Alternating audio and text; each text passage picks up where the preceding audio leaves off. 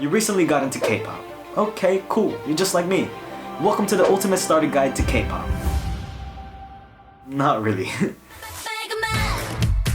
What is K-pop? K-pop is the culture of popular music coming from South Korea. There are a bunch of K-pop artists and groups that do singing, rapping, and dancing.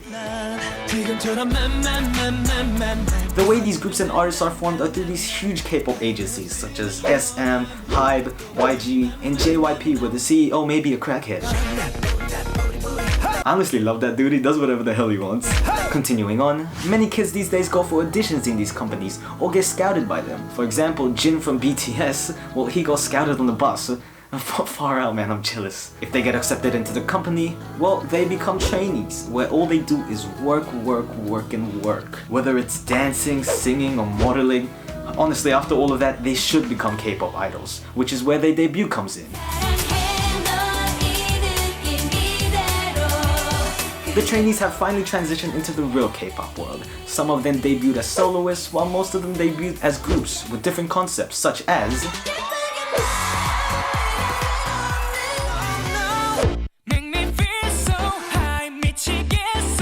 yeah, it's very hard to bunch them together. There's just a ton of different concepts you should check out. Shout out to NewJeans, who probably had my favorite debut this year. Their 4-track debut EP was actually sick.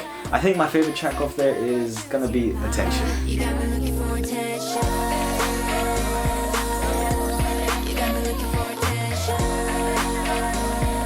Oh yeah, Cookie Suck.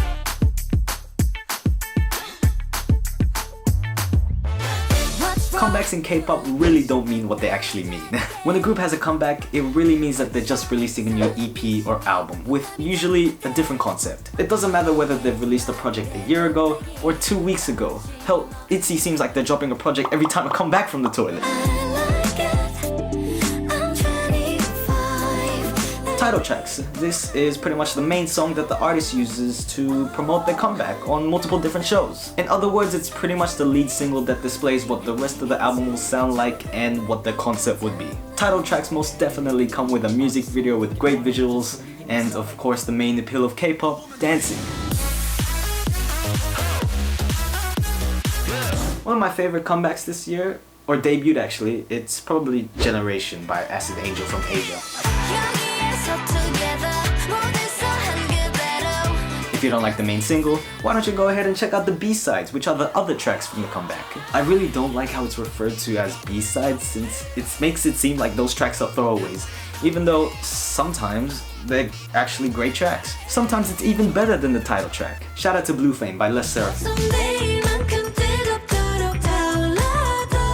The album releases in K-pop are weird. There are single albums where they include a physical release of 2 to 4 tracks. There are also mini albums which are called EPs from around 4 to 7 tracks. And full albums which are just your normal plain old records. And there's also international releases, Japanese releases, and repackages. Like, there's a lot.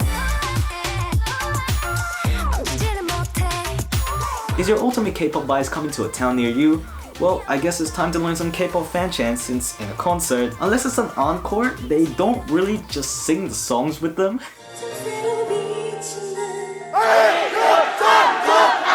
Yep, and that is where fan chants come in. Instead, fandoms or the artists themselves create fan chants to their song, causing you to do a little more studying before you can enter the concert. It's honestly crazy. But if you want to find these fan chants, honestly a quick Google search will do.